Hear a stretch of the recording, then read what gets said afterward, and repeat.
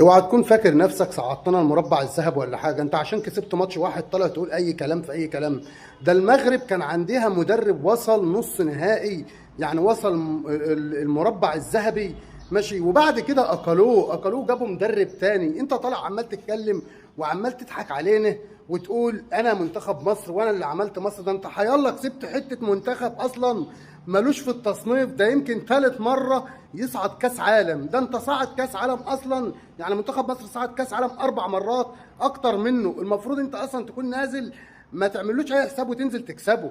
ده هو حته ماتش يعني اللي انت كسبته. امال لو كنت وصلت مربع ذهبي زي المغرب كنت عملت فينا ايه؟ كنت مسكت ال 120 مليون واحد اديت لهم على دماغهم ولا ايه؟ مانيش فاهم. ما تبص للمغرب وتشوف المغرب كان عندها مدرب وصلهم المربع الذهبي ومع ذلك اقلوه وما قدرش يطلع يتكلم قدام الاعلام. انت الاعلام كله من حقه يزعل منك ويطلع ينتقدك ويطلع يتقلب عليك علشان خاطر انت طالع تتكلم وتقول انا المنتخب مصر انا القوي انا فين المغرب وفين المغرب؟ مين اللي انت بتتكلم بقى؟ والمغرب ايه اللي انت عمال تقارن نفسك بقى؟ المغرب وصلت نص النهائي، يعني وصلت المربع الذهبي في كاس عالم، مش في دوري ابطال افريقيا.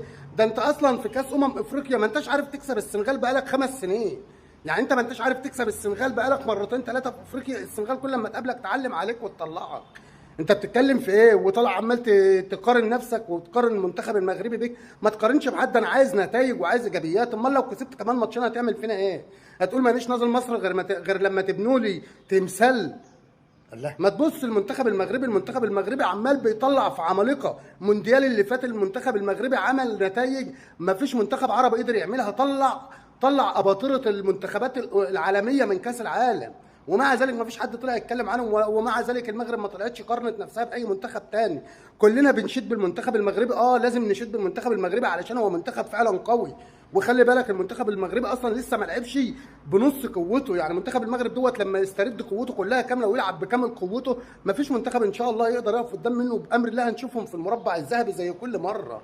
ما تدورش وما تقارنش نفسك. انت الاعلام لازم يتقلب عليك فعلا. طبعا يا جماعه انا هعرض عليكم دلوقتي الاعلام المصري لما انقلب على حسام حسن لما حب يقارن نفسه بمنتخب المغرب وبنتائج منتخب المغرب.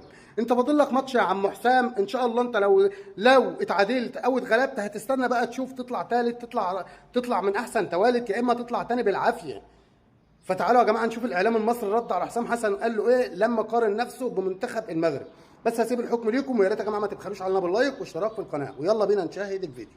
ترامب مره واحده يا حسام حسن كان في مدرب مغربي ركراكي وصل لنص نهائي كاس عالم محدش سمع صوته، ما كانش بيطلع يقول رئيس قطر بيشيد بالمنتخب المغربي، رئيس فرنسا بيشيد بالمنتخب المغربي. نفسي تبقى الخوف يا حسام يا حسن، ملناش دعوه بالمغرب، دول ناس شغالين وناس ناجحين، خليهم في حالهم واحنا في حالنا. بلاش تصريحات من هذا النوع، بلاش تضحك الناس عليك. انت اللي خليت شكلنا وحش قدام الناس كلها. طلع علينا ابراهيم حسن اخو حسام حسن مدرب منتخب مصر عشان يقول لك البق الحلو ده. بص قال لك كلام من الرئيس الامريكي ترامب اشاد بمنتخب مصر واداء الفريق.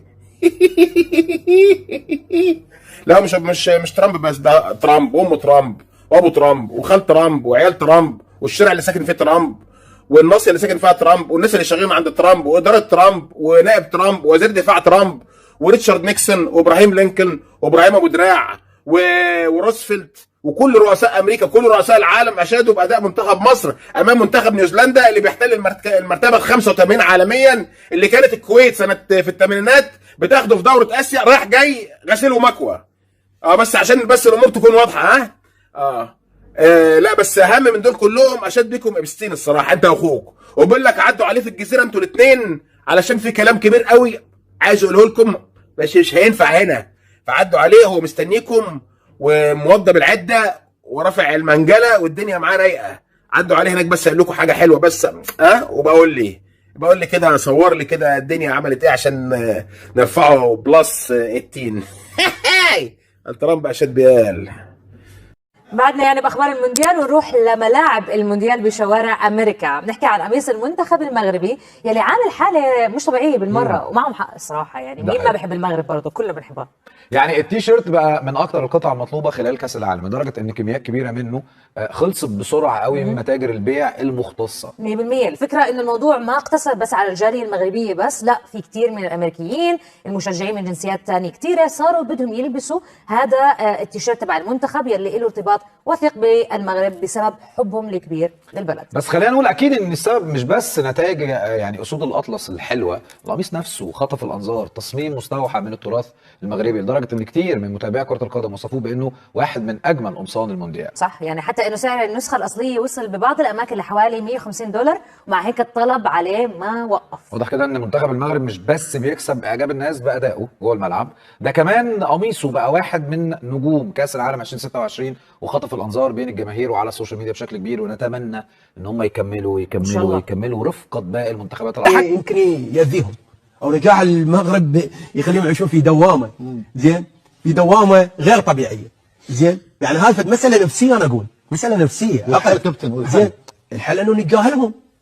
زيكو لاعب مصر، لاعب ممتاز وكان مميز جدا في المباراه، طلع صرح قال احنا حاليا احسن منتخب في افريقيا. زيكو قال احنا احسن منتخب في افريقيا، واحنا مش مشكله، ولكن لازم تستشهد كلامك بشنو؟ بحقائق. ايه وادله كذلك. ما ينفع انك تخلط الماضي مع الحاضر. خلينا لما نتكلم انا وياك نثبت، انا وياك راح نتكلم في الماضي ولا في الحاضر. في الماضي انا اعطيك 10 من 10، انت الافضل في التاريخ، انت عندك 7 بطولات افريقيا، ولو ان ال7 بطولات في منها 2 كانت ب3 منتخبات بس. نعم. وواحده في 8 منتخبات. زين، انا ما اشكك، انا اقول كان في ظروف في السنوات هذيك في الخمسينات، كان في ظروف المنتخب المصري استحق ال7 بطولات، مبروك عليك، ولكن لا تخلط الماضي مع الحاضر. لما تريدنا نتكلم بالماضي، نتكلم بالماضي منتخب مصر اسطوره افريقيا، سواء في كنادي الاهلي المصري او كمنتخب مصر. ولكن من نجي نتكلم بالحاضر، الارقام تقول ان هناك منتخبات افضل من منتخب مصر. انا ما راح احدد بالاسم حتى ما يقولون انت تجامل حد على حساب حد. انا راح اتكلم بواقع واحد. فضل. اللي وصل نهائي افريقيا الاخيره منو؟ منتخبين، من هم؟ السنغال والمغرب. انا بالنسبه لي السنغال والمغرب افضل من مصر. انا اتكلم بلغه الارقام والواقع. اذا انت حاليا افضل منتخب في افريقيا، ليش ما وصلت للنهائي؟ شنو اللي منعك توصل للنهائي؟